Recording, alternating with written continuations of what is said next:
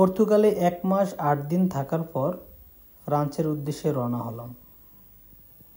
পর্তুগালে প্রায় 1 মাস 8 দিন ছিলাম।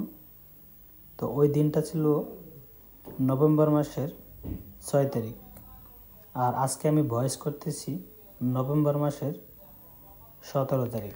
সময় না থাকার কারণে আসলে ভয়েস দিতে পারিনি। পর্তুগাল থেকে ফ্রান্সে আসার পরেই কাজ করতেছি, কাজের অনেকটাই চাপ, তার কারণে আসলে কোনো ব্লগ বা কোনো লাইভ কোনো কিছুই করতে পারিনি। তারপরে এই ভিডিওটা যেহেতু আমার করা ছিল, তার জন্য আজকে ভয়েস করতেছি। তো 1 মাস 8 দিন পর্তুগালে কেমন কাটলো অবশ্যই সেটা শেয়ার করব। আর আলহামদুলিল্লাহ খুব সুন্দরভাবে সুস্থভাবে পর্তুগাল টু ফ্রান্স আসতে পারছি। কোনো সমস্যা হয়নি, কোনো ঝামেলা হয়নি।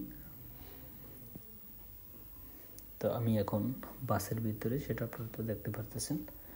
বাসের জার্নি 26-27 ঘন্টা, খুবই কষ্টকর। আসলে কি করব, যাই হোক খুব সুন্দরভাবে পর্তুগাল থেকে আসতে পারছি। যে যেখান থেকে আমার এই ব্লগটা